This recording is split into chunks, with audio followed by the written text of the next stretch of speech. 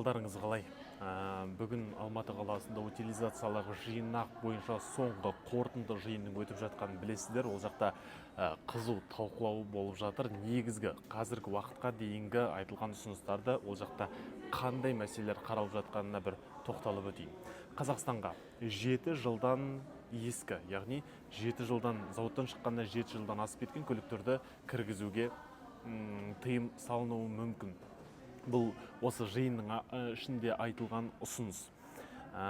Қазақстандағы көлік қауіпсіздігін сақтау үшін жаңағы ескі көліктерді Қазақстанға кіргізбеу мүмкіндігін қарастырып жатырмыз деді, және бұндай ұсынысты Еуразиялық экономикалық комиссияның отырысына шығаруға тырысамыз деді.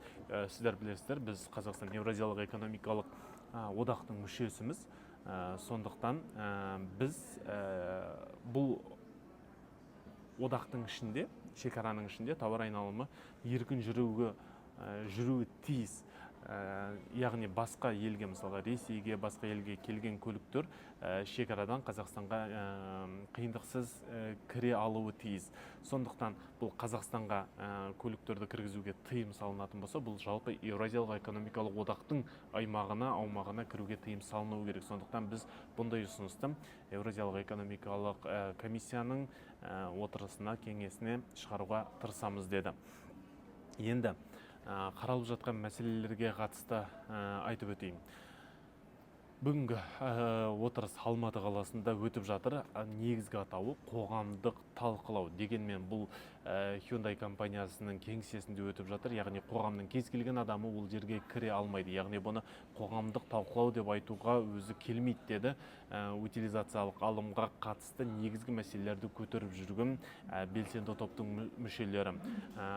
Санжар Боқаев, Еркебұлан сияқты, Данияр сияқты азаматтар ол жиынға дәл қазір қатысып жатқан жоқ. Сондықтан бұл жерде қоғамдық талқылау деп айтудың өзі сәл қиындау болып отыр. Себебі бір жақты қолдайтын азаматтар көп қатысып отырды, оған қарсы азаматтар, яғни инициативная группа дейміз, олардың дауыстары қатты шығып жатқан жоқ ол жиында. Сондықтан бүгін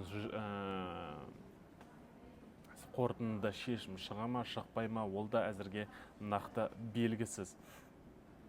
Одан бөлек бұл жиынды шоу қылмаймыз, нақты талқылаулар жүргіземіз, нақты мәселелер айтамыз деген өздерінің ұстанымдары бар. Дегенмен қалай болатын әзірге көреміз. Алдағы уақытта жиынға барлығының талап етіп сұрап жүрген министрі Қанат Шарлапаев қатысып жатқан жоқ, Роман Скляр қатысып жатқан жоқ. Енді жалпы қандай шешім шығуы мүмкін дегенге қатысты өзімнің ойымды айтайын. Жуырда білесіздер, үкімет басшысы Олжас Бектенов Алматы қаласында болдым.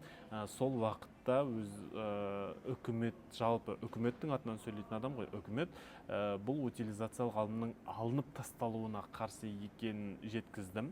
Өйткені қазақстанский автопром состоялся деп айтты, кім не айтса да біз қазір оны жасап жатырмыз дегенді меңзеді, айтты. Сондықтан үкімет бұл мәселені қолдап отырған көрінеді, қолдап отырғаны белгілі. Одан бөлек басында әуелде мәселені көтерген депутаттар да қазір ол жиынға қатысып отқан жоқ.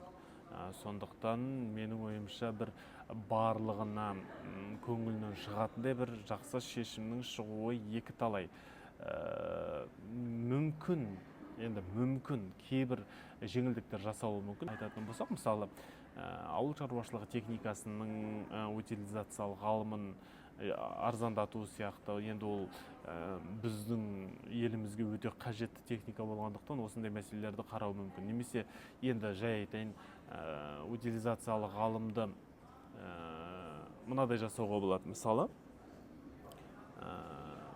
көлікті алып келеді, тіркейді, немесе алғашқы тіркеуін төлейді, утилизацияны мүмкін арзандады, мүмкін тура сол уақытта төлеуге тыйым салынады. Дегенмен, мысалға менің атыма, мен көлік алып келіп, өзімнің атыма тіркесем, мен утилизациялық алымды сол уақытта төлемеймін, бірақ егер де мен оны өз атымнан тіркеуден шығарайын десем, ол алымды төлеуім керек болады. Мысалға, сонда жылдар бойы бөліп төлеуге мүмкіндік болатын шығар. Енді мен жай бұл өзімнің ойым. Мысалы, егер де сен ол көлікті ертең сатқың келетін болса, міндетті түрде утилизациялық алымын төлегеннен кейін барып сатасың. Мүмкін соңына дейін мінесің, ол көлік шіріп біткенге дейін. Дегенмен оны бәрібір де шығарып тастаған кезде, енді тіркеуден шығарып тастайсың ғой, өмір бойы салығын төлеп жүрмейсің. Сол уақытқа дейін утилизациялық алымды немесе алғашқы тіркеу жарнасын төлеу керек болады.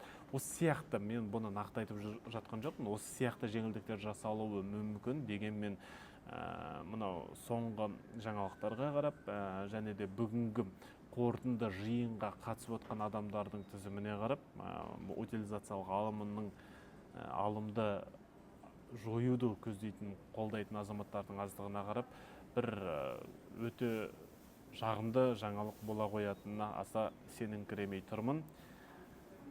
Бүгін тағы да қандай жаңалықтар болатынын осы YouTube арнаға саламын, жариялаймын. Амандықта жүздесейік.